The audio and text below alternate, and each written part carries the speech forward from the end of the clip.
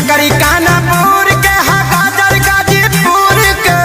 कानापुर के गाजर गाजीपुर के ककरी कानापुर के गाजर गाजीपुर के अरे होलिया में मजा दी मुरैया